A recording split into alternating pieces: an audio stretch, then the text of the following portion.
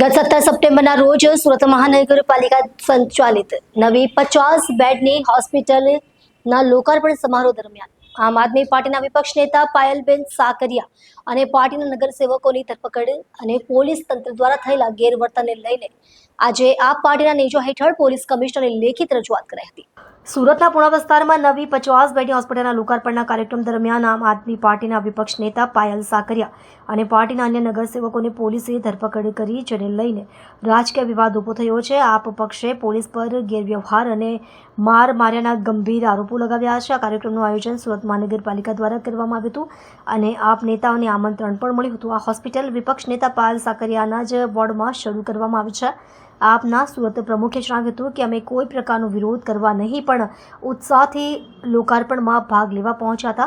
આ હોસ્પિટલ અમારી જ લાંબા સમયથી ચાલતી માંગનું પરિણામ છે, જે અમારા મતદારોને મળેલું વચન છે, તેમણે આગળ કહ્યું। પરંતુ પોલીસે શાસક દળના દબાણમાં આવીને અમને રોક્યા અને ધરપકડ કરી। અમને આમંત્રિત મહેમાન હતા, ફરિયાદ નહીં। પોલીસ ધરપકડ બાદ આપ પક્ષે આક્ષેપો લગાવ્યા છે। પાર્ટીના નગરસેવકો અને નેતાઓને પોલીસ વેનમાં બેસાડીને પાયલબેન સાકરિયા અને નગરસેવક હિરપરાની સાથે ગેરવર્તન કર્યું, જેથી તેમને શારીરિક તકલીફો થઈ અને તત્કાળ સારવાર માટે તેમને હોસ્પિટલમાં દાખલ કરવાની નોબત આવી પડી। આ સમગ્ર ઘટનાની તટસ્થ તપાસની માંગ સાથે આમ આદમી પાર્ટીએ સુરત પોલીસ કમિશનરને લેખિત રજૂઆત કરી છે।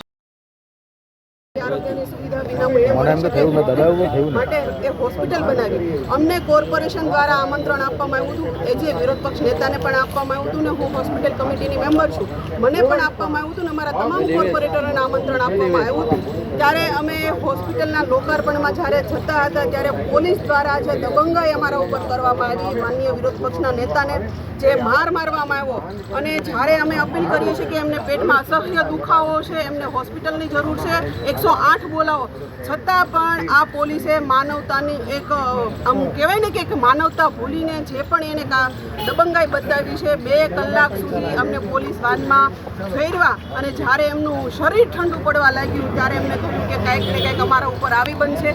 ત્યારે આવી જ્યારે પરિસ્થિતિ ઊભી થઈ ત્યારે 108ને બોલાવીને એમને હોસ્પિટલમાં એડમિટ કરવામાં આવ્યા। આવી તાનાશાહી આ પોલીસ દ્વારા ભાજપના મંત્રી પ્રફુલ્લ પાનસેરિયા દ્વારા પોલીસને આદેશ આપવામાં આવ્યો અને અમારી ઉપર આવી દબંગાઈ કરવામાં આવી। તો આની માટે આજે અમે પોલીસ કમિશનર કચેરીએ ન્યાય માંગવા માટે આવ્યા છીએ કે આ જે પણ અધિકારીએ પોલીસ કર્મચારીએ દબંગાઈ કરી છે એમની ઉપર કાર્યવાહી કરવામાં આવે, એમને સસ્પેન્ડ કરવામાં આવે। જો આ કાર્યવાહી નહીં થાય તો અમે કોર્ટમાં પણ જશું, મહિલા આયોગમાં પણ જશું, અને જ્યાં સુધી માનનીય વિરોધ પક્ષ નેતાને ન્યાય નહીં મળે ત્યાં સુધી અમે આ લડાઈ ચાલુ રાખીશું।